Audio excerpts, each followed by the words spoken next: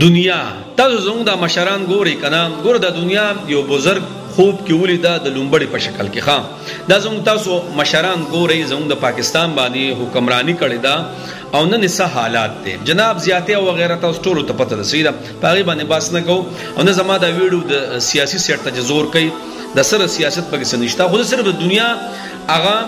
قدر او د دنیا عظمت تاسو ته بیان چې دنیا ساجي بشي ده څومره دوکباز دنیا ده چې د دې مالدار ډیر زر بوډا کیږي او عزتناک انسان دا ډیر زر زری لکه دا دنیا تاسو ته پته د زموږ د مشران چې کم دي حالانکه دوی زموږ د مشرانو څنګه حکومت کو څنګه روب دا به پرونو او نن سې حساب کتاب دی ټولو تاسو ته پته چې سدي او سندي پاغي باندې تفسیری نه کو سیدا جناب دا دنیا یو بزرگ خوب کې ولیدلا ګور نن سبا چې ما او تا په جګړه کو رور د رور نه جدا پلار د زونه سر ټکې زو د پلار سر ټکې د مور په مخ خلک را ولګي دا سرونه بګیو بلولي پلانې ډنګره خسه د خوني رښتې د دې دنیا د وجنه سشي تر بتر شو دنیا د حیثیت ته چېړو حیثیت تل نه درکې هغه بزرگ دا دنیا خوب کې ولیدل او د لومبړه نه لومبړه د دې په شکل کې دا دنیا ولیدا جناب لکیم زخمی دا او دا مخیم دا سره چې چا ولا سپېړې ور کړې دي نو دا بزرگ د دنیا تپوس کوي ولاول تپوس کوي وي ته څوک هغه ورته ز دنیا ما خته دنیا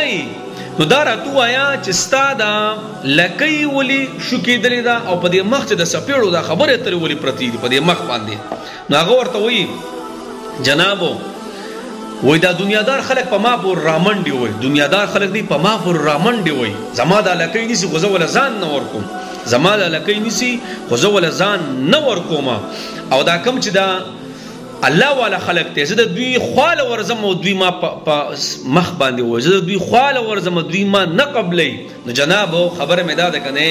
الله دې موږ د پاکستان باندې رحم وکي الله دې داسې حکمران راولي چې د پاکستان د نظام نه خسته وطن الله را کړی د ګل پشان وطن دی د زموږ مشران دي تاسو ګورئ کنه دا مشران زموږ بهر میډیا بهر خلک ګوري هغه به زموږ باره کې سوچ به دا مشران پرون یو او نن بل دي کنه ګور په هر ځای کې کو د امریکای صدر ولنه په هغه بسم خبره اترې او ډغړو خو دې خبره اترې ډېر شي دي د هر ملک اکثر د صدر بیزت شي څوک پکې پانسی شي وغیرہ وغیرہ زما مقصد څه دی جناب د دنیا نه د دنیا ځوان ډېر زر بوډا شي د دنیا عزتدار ډېر زر ذلیل شي د دنیا ډېر دوکباز ده د فر نه د ماشي د فر عمر حیثیت د الله په قد په د الله په مخ کې د دې دنیا حیثیت نشتا او په دې دنیا موتا نن ډیرم نکړو سبام بسکو بل ورځ بسکو بل ورځ بسکو حلال او حرام ته نه ګورو کنه دا دنیا دا ډیره دوکباز ده ښا دې په عزت ګوره چرته مغرور نه شي د دې په هدو ګوره چرته دوک نه شي د دې په لوی لوی مټو په ځوانانو باندې چرته دوک نه شي ګوره دا انسان لډیر زر دوک ور کوي د دې عزت ګوره ډیر عارضی عزت ته بس الله یې زوم په دې مشرانو په ټول باندې رحم وکي الله یې زوم د پاکستان په حال باندې رحم وکي اس نشو ویلې او د ګل پشان وطن دې قسم دې اس کمه پکې نشته الله یې زوم ټول مسلمانان چې څومره دي او زموږ افغانستان دې کو پاکستان دې او کو یمن دې او کو دا ټول ملکونه څومره دي کنه عراق دې الله دې پکې کم امن چې دې پکې سوا امن الله راولي بیا خاص کر پښتانه دي پښتانه هر ټیم وال خړلې الله دې خپل منځ کې اتفاق کوي خو جناب دنیا ګور ډېر دوکباز ده ښا ډېر دوکه بدل درکې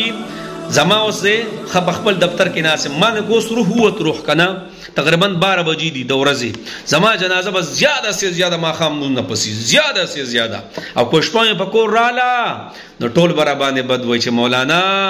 ډېر بد وسره وکړه زر تر زر به خاور تسپارلې وي نو مولانا غ عزت هغه روزګار هغه پیسې مې سي کم خلاړې دا سنا دیته وای دوکا الله مونږ په دنیا دوکدار یو